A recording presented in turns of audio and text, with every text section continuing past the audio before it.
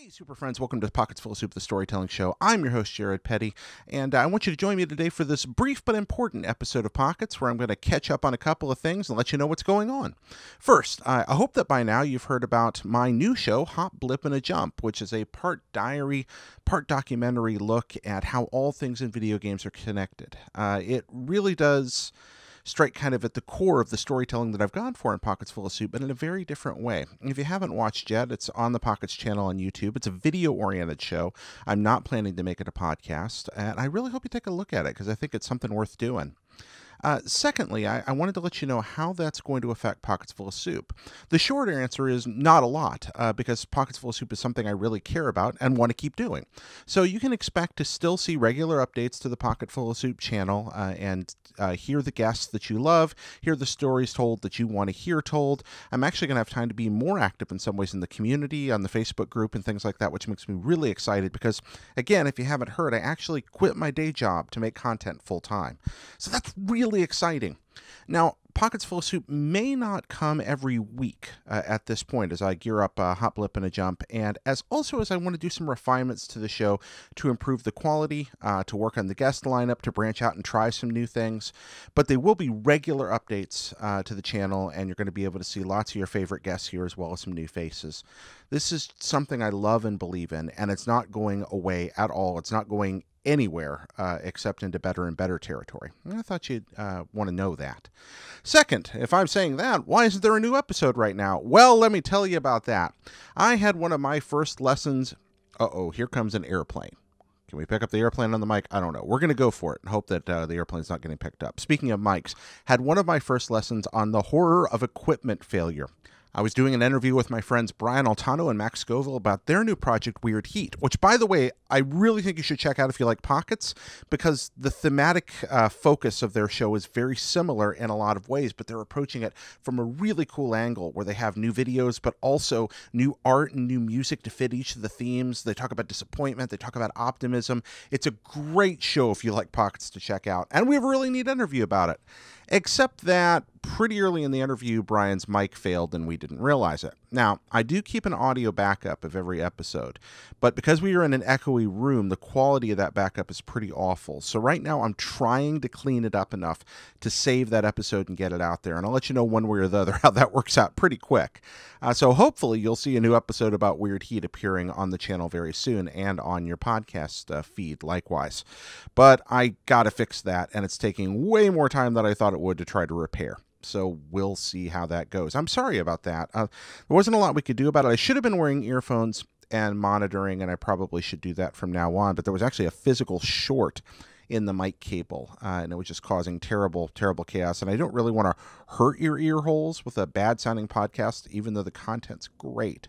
So that's what's going on with that and the latest episode. You're going to notice on Patreon, if you go on there, we've changed around the Patreon structure a little bit to affect Hop, Blip, and a Jump, and we're doing some new stuff there. Single serving, for example, is actually going to be a kind of a fun little video thing now. There's some other neat stuff we're doing. And if you haven't checked out Hop, Blip, Jump, even if you're not a game person, I think this may actually be appealing to you because it's not quite like anything I've ever seen in games before. And it addresses, likewise, those themes of hope, positivity, and optimism that we've approached here, and also that kind of realism. It talks in the first episode about the time that I spent in a mental hospital this winter, which is something I'm just now choosing to share with you. Look, this isn't a pity party about me. This is me being transparent with you. There are parts of my life that are always going to be private and secret, and that's a proper thing for all of us. And I debated a lot about whether or not I wanted to talk about this with the audience for the show. I thought a lot, and in the end, I decided, yeah, it's the right thing to do. I run a show about positivity, and I reached a place where my disease was so overwhelming that it was very difficult to feel hope or positivity or joy about anything. And I think that transparency is important for a lot of reasons. One, because there's such a stigma around mental health care, but two, because the mental health care really helped me. I'm in a better place than I've been in a very long time.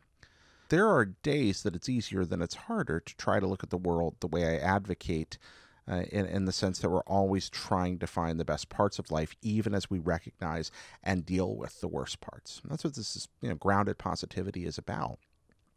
And that means recognizing that bad stuff happens and it hurts, and that there are going to be times that we are way down, and I was way down. Fortunately, some wonderful people rallied around me, and some very good doctors helped me. And I like to put it this way: I am better, but not well. I'm much better, and I'm still working on getting well. And those of you who have struggled with mental health or physical health understand a lot about what goes into that. So that happened, and I wanted to tell you about it just in brief, and maybe we'll talk more about the details in the show later. But as always, mental health's been one of our themes here. I encourage you, if you're in a place where things are very difficult, medical help from skilled professionals, generally speaking, is a good way to go. And despite the stigma and despite the frustration, medication and psychiatric care and therapy are powerful tools for healing, and that's what I needed. There are other avenues that you can explore as well in physical and mental health, but I think starting at medical is always a good idea. Anyway, friends, so that's where our next episode is. Try to figure that out right now. Finishing up the Patreon exclusives, working on fixing the Weird Heat episode if it's salvageable. And Hot Blip and a Jump is out now. I'm working on the second episode. That's exciting. When will it be out? It'll be out when it's ready. I am kind of on a grand tour right now, if you hadn't noticed, going to some of your other favorite shows and podcasts, The Comedy Button, IGN Game Scoop, IGN Beyond, and hey, kind of exciting here, I'm going to show up... I'm now a part of the Kind of Funny family. I know a lot of you came here from there. They helped me launch Pockets originally.